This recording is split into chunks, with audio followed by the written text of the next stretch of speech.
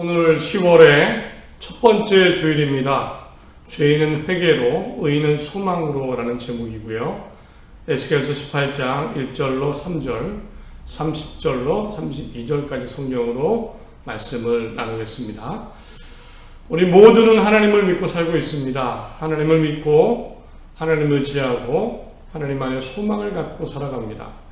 그런데 이렇게 믿음 생활이라는 것은 그러나 좋은 생각만 생각나지 않습니다. 실망감, 당혹감, 어떤 좌절감도 찾아오기도 합니다. 이런 것들입니다. 내가 하나님을 믿고 사는데 왜 내 인생은 달라지지 않을까? 오히려 하나님을 믿지 않은 사람들이 더 잘 사는 것 같고, 그런데 반면 나는 왜 이 정도밖에 안 되나? 물론 내가 성경에 등장하는 위대한 사람들처럼 그런 큰 믿음, 성경에 기록될 만한 믿음은 아니지만 그래도 주일 예배 드리고 기도하고 찬양하고 직분을 지키고 또 목사로 살고 이렇게 사는데 왜 나는 이렇게 은혜가 없는 것 같은가? 하나님을 믿지만 믿음의 시간 가운데 하나님의 삶의 도움에 대한 아쉬움, 이런 믿음에 대한 어떤 작은 회의감이 생겨나기 시작합니다. 그럴 때가 있습니다. 이런 생각이 들기 시작하면 믿음도 약해지지만 동시에 하나님의 말씀대로 사는 것에 대해서도 부정적인 마음이 생겨납니다. 굳이 착하게 살 필요 있을까? 하나님 말씀대로 살 필요가 있을까? 적당히 믿고 적당히 말씀대로 살고 적당히 하면 되겠지. 그렇게 하자.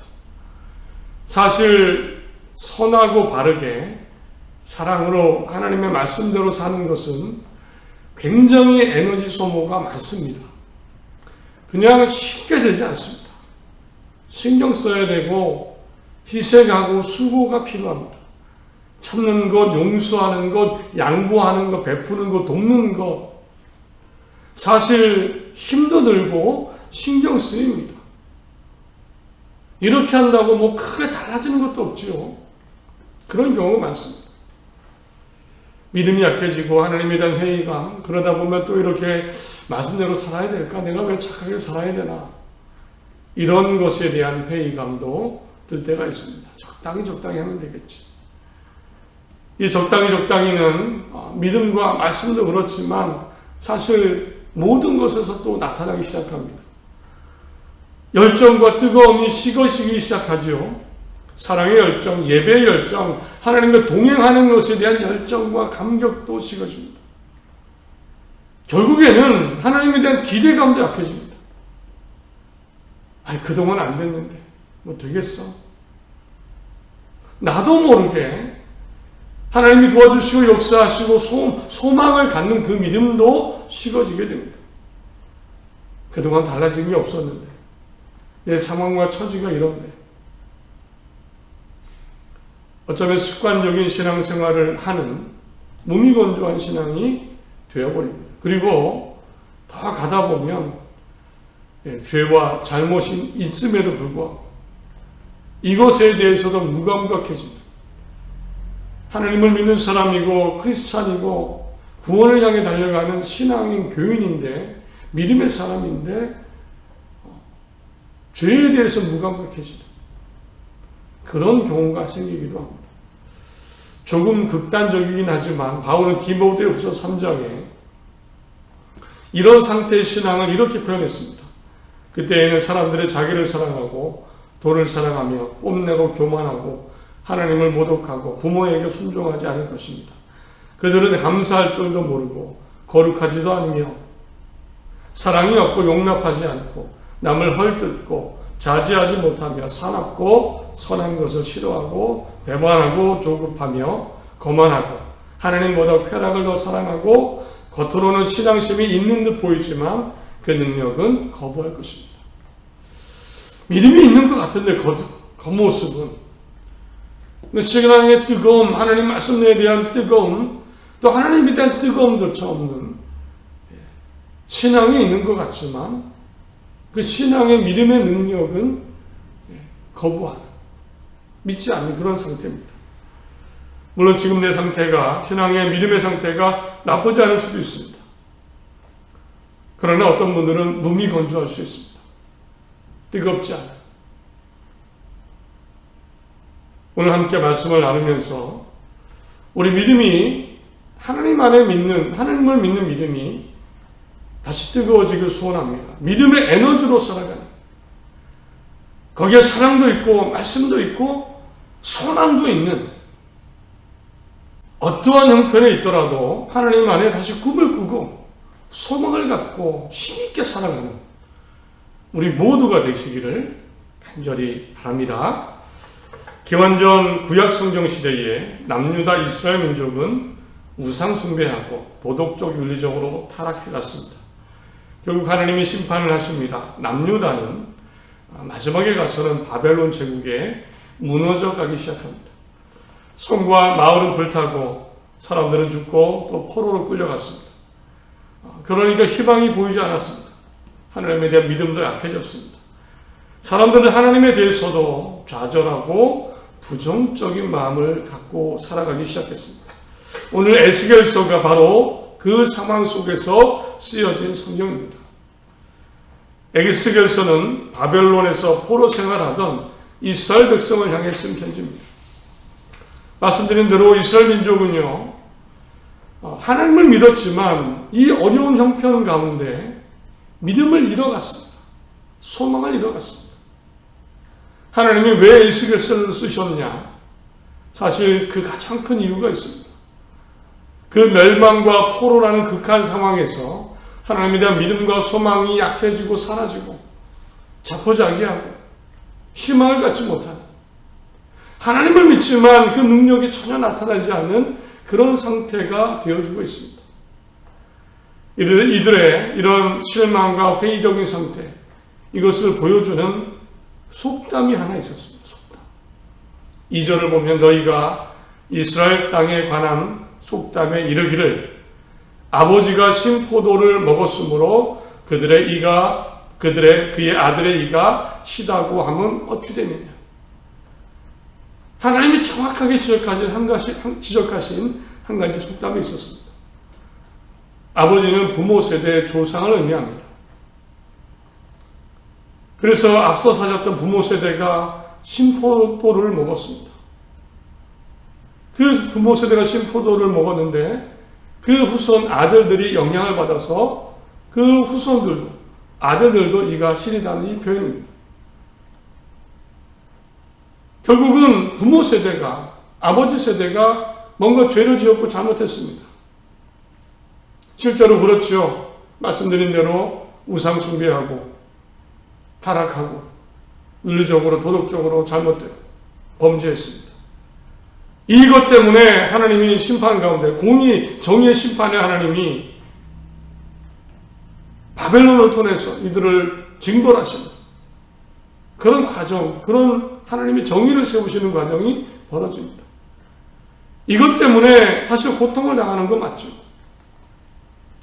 우리 부모 세대가 신포도를 먹어서 잘못해서 우리가 벌받는 거야, 같이. 우리도 이렇게 힘들게 사는 거야. 아버지가 신포도를 먹었으므로 그의 아들의 이가 시다. 우리가 이렇게 고통받는 거, 우리 부모 세대 조상 때문이다. 얼핏 생각하면 맞는 표현이죠. 이렇게 말할 수 있습니다. 내 잘못이 아닌데 이렇게 표현할 수 있습니다. 그런데 하나님은 전혀 이 속담을 인정하지 않으셨습니다. 이 속담은 없어져야 되는 속담이다. 3절을 보면 주 여호와의 말씀이니라. 내가 나의 삶을 두고 맹세하노니 너희가 이스라엘 가운데에서 다시는 이 속담을 쓰지 못하게 되리라. 살아있는 나 여호와가 분명히 말하지만 너희가 이스라엘에서 다시는 이 속담을 쓰지 못할 것이다. 하나님은 이 속담을 안 쓰기를 바라셨습니다. 이 속담은 사라져야 되는 속담이다. 하나님은 1%도 인정하지 않으셨습니다. 이 속담은 사라져야 되는 속담이고 쓰지 말아야 될 말이다. 왜 이렇게 하나님은 절대 인정하지 않으셨을까? 하나님의 말씀을 보면 두 가지 사실을 크게 발견할 수 있습니다.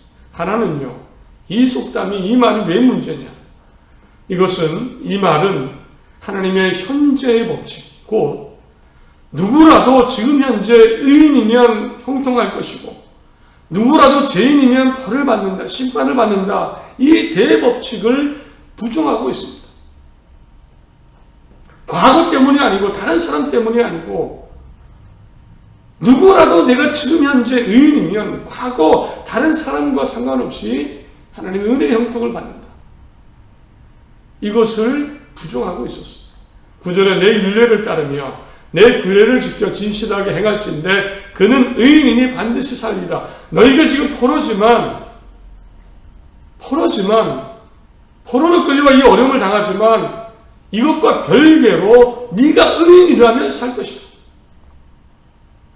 5절과 8절에는 의로운 사람의 삶에 대해 얘기합니다.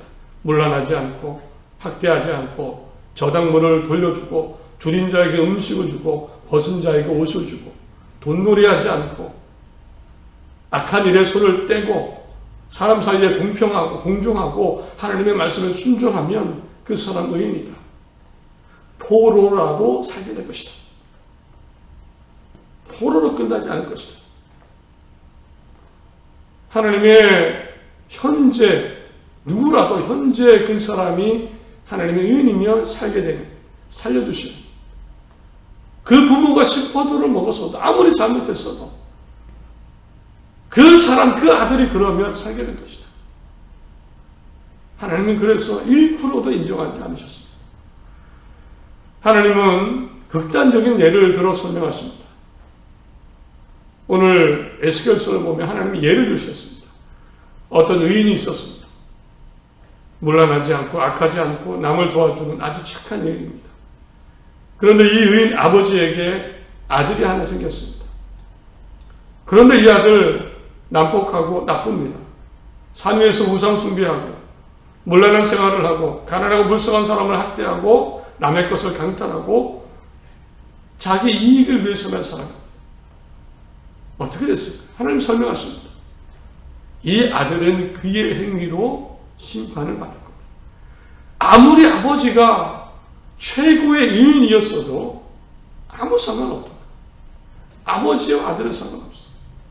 이 아들은 악하게 살았기 때문에 하나님의 심판을 받을 거다. 이야기는 계속 이어집니다. 이 난폭한 아들, 죄 많은 아들, 죄 짓고 사는 아들 결혼했습니다. 그래서 아들을 낳았습니다. 3대 아들이죠. 그런데 아들은요, 아버지처럼 악하지 않습니다. 내가 아버지를 보는데 그 모습대로 살지 않습니다. 죄짓지 않고 남을 괴롭히지 않는 아들. 아버지와 전혀 다르게 선하게 하나님 안에 살아갑니다. 하나님 말씀하십니다. 이 아들, 아버지가 아무리 잘못했어도 이 아들은 그 자신이 의인으로 살기에 살게 될 것입니다. 바로 이겁니다. 아버지가 실포도를 먹었다고 내 이가 시리지 않습니다. 단지 포로로 끌려왔을 뿐이죠. 거기까지입니다. 이 포로 생활에서도 하나님은 의인의 형통함으로 역사하십니다. 하나님 보실 때 이런 말 해서는 안 되는 겁니다. 이런 말 해서는 안 되는 겁니다. 이 이야기의 마지막 부분에 하나님은 이런 말씀까지 하십니다. 그 범죄한 아들, 그 아들조차도 돌이켜 바르게 살면 하나님이 살게 하실 것이다. 21절 22절에 그러므로 악인이 만일 그가 행한 모든 죄에서 돌이켜 떠나 내 모든 율례를 지키고 정의와 공의를 행하면 반드시 살고 죽지 아니할 것이다. 그 범죄한 것이 하나도 기억함이 되지 아니하리니 그가 행한 공의로 살 것이다. 지금 현재 내가 바르게 살면 그 사람도 하나님의 은혜의 대상이라는 겁니다. 심포도를 먹어서 죄를 지어서 잘못했어. 그것 때문에 인생의 미래가 정해지는 게 아니라 지금 현재 내가 어떠냐. 지금 현재 내가 어떠냐. 심포도를 먹어서 이가 시리다. 아들 후손도 다 시리고 우리 망했어. 이것은 틀린 표현입니다. 하나님은 이 속담 그래서 사라지기를 바라셨습니다. 또 하나 있습니다. 왜 그토록 하나님이 이 속담은 사라져야 된다, 왜 이런 생각 말씀하셨습니까? 이 속담에는 가장 중요한 게 빠져 있었습니다. 사실 하나님은요, 살려주시는 분이라는 생각입니다. 이 속담에는 이게 빠져 있습니다. 31절에 너희는 너희가 범한 모든 죄악을 버리고 마음과 영을 새롭게 할지어다. 이스라엘 족속아, 너희가 어찌하여 죽고자 하느냐? 왜 죽으려고 하느냐? 이게 하나님의 마음입니다. 주 여호와의 말씀이니라. 죽을 자가 죽는 것도 내가 기뻐하지 아니하노니 너희는 스스로 돌이켜 살지니라. 이게 하나님의 마음입니다. 하나님은 이가 시리게 해서 죽게 하라는 게 목적이 아닙니다.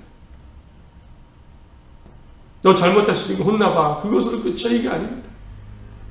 심포도를 먹었으니까 이가 시린 거, 이게 하나님 잘못하면 혼이 나는 거, 거기까지입니다. 거기까지입니다. 어쩔 수 없습니다. 하나님의 법칙, 정의의 법칙입니다. 그러나 이 정의의 법칙이 실현되는 가운데도 하나님의 마음은 죽을 자가 죽는 것도 내가 기뻐하지 않는다. 사실 하나님은 다 살기를 바라십니다. 이 속담에는 이게 빠져 있습니다. 우리 부모님이, 아버지가 심포도를 잘못해서 우리까지 죽는 거예요. 여기에 초점은 죽는 거예요. 이가 시려 죽는 거에 초점이 맞춰져 있습니다. 잘못되면 아닙니다. 하나님은 살려주길 원하십니다. 누구라도. 그래서 아무리 큰 죄를 지어도 심판을 받았어도 다리 돌이켜서 살기를 원하십니다. 32절 주 여호와의 말씀이니라. 죽을 자가 죽는 것도 내가 기뻐하지 않으니 너희는 스스로 돌이키고 살지니라. 지금 당장 돌이키고 살아라. 정말 맞습니다. 예수님을 죽게 하신 이유 몇 사람 위한 겁니까? 사실 죄인을 위한 겁니다. 모든 사람이 죄인인데 목표는 살려주시고 구원하시고, 이게 하나님의 마음. 이렇게 되기를 바라시는데 사람 탓하고 환경 탓, 자기 능력 탓, 어쩌면 끝났어. 하나님 믿어도 소용없어. 하나님은 얼마나 안타까우실까요? 우리 기억해야 됩니다. 하나님은 살려주시려는 것이 목표시다. 살게 하시는 것이 목표다. 바로 나도 그렇다. 내가 지금 어떤 모습으로 있어도 살려주시려는 것이 하나님의 마음입니다. 그러므로 이렇게 살아야 됩니다. 지금 현재 나는 선하고 믿음 좋은 사람, 의인으로 살아가야 됩니다. 계속해서 살게 될 겁니다. 지금 당장은 믿음이 소용이 있어? 선하게 살아도 뭐 소용이 있어? 힘들기만 하죠. 그렇게 느낄 수 있지만 아닙니다. 의인이 살게 되는 것이 하나님의 법칙이기 때문에 계속해서 믿음으로 선하게 살아가야 됩니다. 우리 가정, 이 교회 그렇게 돼야 됩니다. 내 삶의 자리가 그렇게 돼야 됩니다. 또 잘못하면 회개하고 돌아와야 됩니다. 죽을 자가 죽는 것도 내가 기뻐하지 아니한다. 자포자기하면 안 됩니다. 나 이렇게 살다 그냥 죽을래, 이거 아닙니다. 들대로 되라는 식으로 사는 것도 아닙니다. 잘못했으면 돌이켜서 하나님께 나아오면 됩니다. 살게 됩니다. 회개하고 돌아오는 겁니다. 그리고요, 우리 다 같이 꿈을 꾸는 겁니다. 다 같이 하나님 안에 소망을 갖는 겁니다. 하나님은 어떻게 살려주실까? 혹 내 마음속에 노력해도 안 돼. 나는 끝이야. 나는 흩어져야. 이거 다 지워버리고 우리 다 같이 소망을 갖는 겁니다. 너도 나도 하나님 안에 살려주시는 소망, 설계하시는 소망. 어떻게 내 인생, 우리 가정을, 이 교회를 이끌어 가실까? 내 삶을 만들어 가실까? 소망을 갖는 겁니다. 다시는 아버지가 신 포도를 먹어서 내가 신이다. 이런 자포자기 마음신앙 가져서는 안 됩니다. 말씀을 맺습니다. 하나님은 살려주시려는 분입니다. 이게 하나님의 마음입니다. 이게 목표십니다. 잘못했으면 회개해야 됩니다. 선하게 산다면 힘내려 계속 살아가는 겁니다. 현재 나의 모습이 중요합니다. 내가 그래야 됩니다. 하나님의 은혜가, 하나님의 도우심이 시작될 것입니다. 힘차게 하나님께 맡기고 소망 가운데 새로운 10월 한 달 또 살아가시는 모두가 되시기를 바랍니다. 하나님이 함께 하실 줄 믿습니다.